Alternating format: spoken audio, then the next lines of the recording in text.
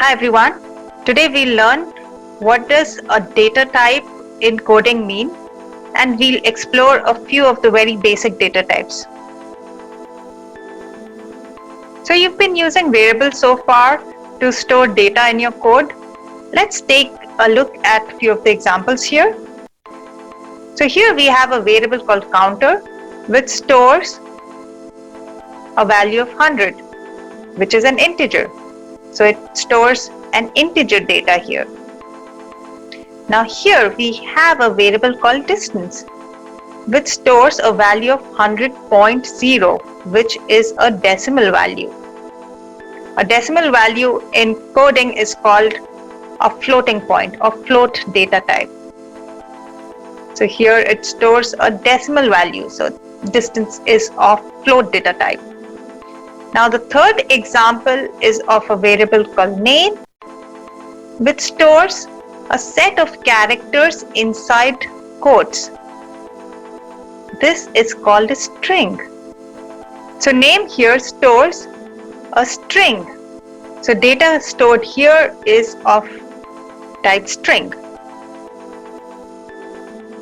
Anything inside single quotes or double quotes is a string. Now let me erase all my drawings here and let's take a look at string data type once again. So in the first example here we have a variable called name which stores a value within double quotation marks. So it's a string. Now in the next example the variable is x which stores a value within single quotation marks. So that stores a string as well. Now in the third example we have a variable called v which stores a value of 7. But the 7 is within quotation marks.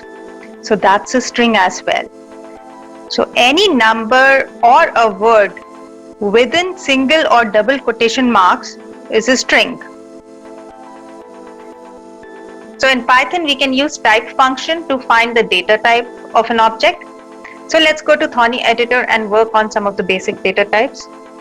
So here we are in Thorny. In case you can't see shell, then go to view and shell and that'll bring up the shell window. So here open a new file. So let's write a code to find the type of variable. So let's take a variable called C and let's store string hello in it. And then in the second line print type. That's the function we'll use to get the type of this variable. So type and then name of the variable. Here it's C. So type open parenthesis C close parenthesis and then close the second parenthesis. Let's run it. Let's save it as example 2.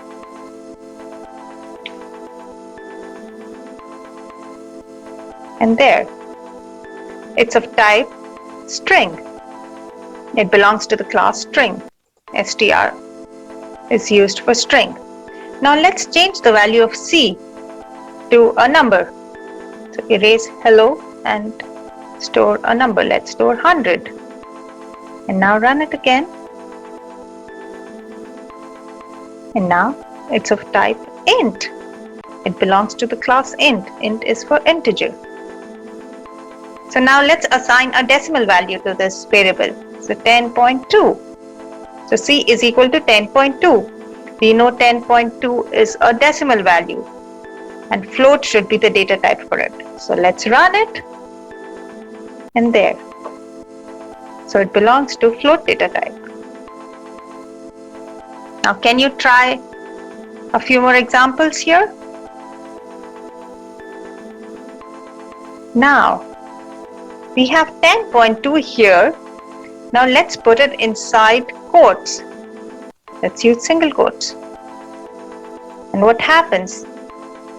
Anything inside quotes is a string. So let's run it. And here it belongs to the class string. So this number cannot be used for calculation if it is a string.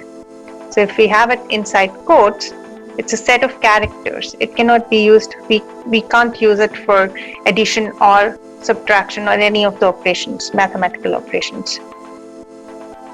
So here what happens, if we store it as string and we try to add p is equal to 1 plus c, it's going to give us an error here,